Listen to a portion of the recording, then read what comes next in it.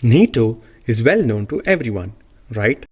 An effective military alliance between American and European countries that protects its members from possible threats.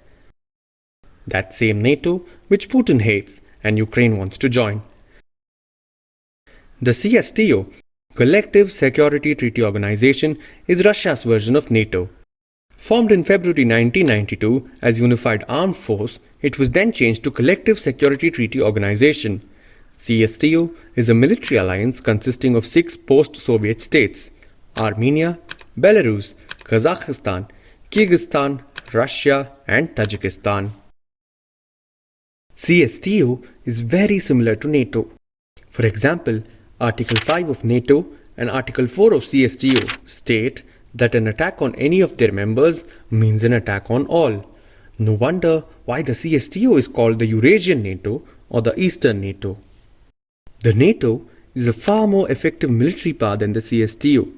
Even during this confrontation between Ukraine and Russia, we hardly ever read or heard anything about the CSTO in comparison to the NATO. Some people claim that the CSTO is ineffective. Actually, there is some truth to this statement. Let's see why.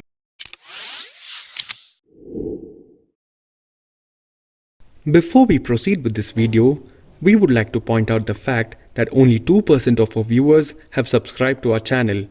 Please subscribe to our channel for more geopolitical content.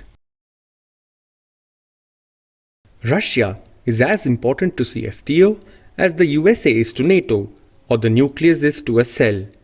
The Russian invasion of Ukraine solidified NATO unity, but it had the reverse effect on the CSTO, whose members have mainly withheld from providing substantive support to Russia. No CSTO member has recognized Russia's annexation of the separatist regions of the Luhansk and Donetsk People's Republics.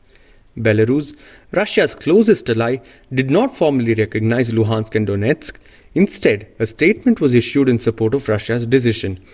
Belarus is seen as helping Russia in using its territory to launch missiles or move troops into Ukraine over the Belarus-Ukraine border.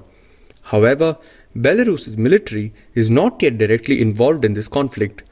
One of the reasons that other nations such as Armenia, Kazakhstan, Kyrgyzstan and Tajikistan have not yet joined is their lack of geostrategic interest. The response of the members of the CSTO to Armenia's most recent tragic clash with Azerbaijan was very mild, since they were unwilling to provide military backing to an ally who was being attacked, clearly violating Article 4 of CSTO. Border battles erupted between Armenia and Azerbaijan in September 2022, despite the presence of 2 Russian military bases in Armenia and a Russian peacekeeping force that has patrolled the disputed Nagorno-Karabakh territory since the end of the war in 2020.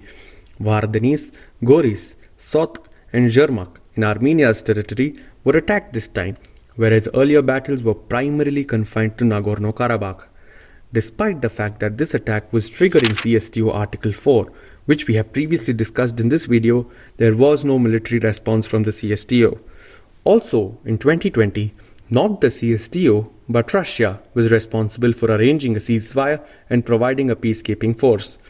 With this response, CSTO is one step closer to being written off as a pointless alliance. For how long can an organization remain intact while its members are engaged in conflict? Not for longer, right?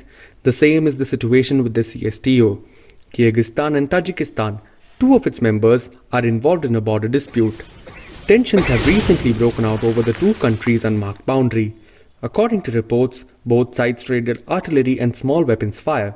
It is estimated that around 100 people have died in all.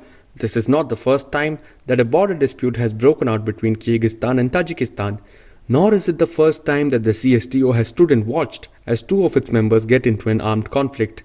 In fact, while the alliance was meeting in the Tajik capital of Dushanbe in April 2021, fighting broke out between Kyrgyz and Tajik forces. Following the latest outbreak of fighting, Kyrgyzstan and Tajikistan signed a peace deal in mid-September. However, the border demarcation issue remains unresolved and mutual suspicion persists. It is not like the alliance hasn't helped any of its members. One of the few times the CSTO took strong action was when it sent troops to Kazakhstan in early January in reaction to domestic unrest there. Tokayev, the president of Kazakhstan, asked the CSTO for help in dealing with rioters and protesters. Invoking Article 4, the alliance agreed to send a contingent of about 2,500 troops with the responsibility to guard key critical locations. The extent to which the CSTO forces intervened with the protesters is unclear, but the mission was successful and Tokayev's government was preserved. A week later, the CSTO forces were able to start their retreat. All of the preceding explanations point out to the fact that the CSTO has a lot of flaws.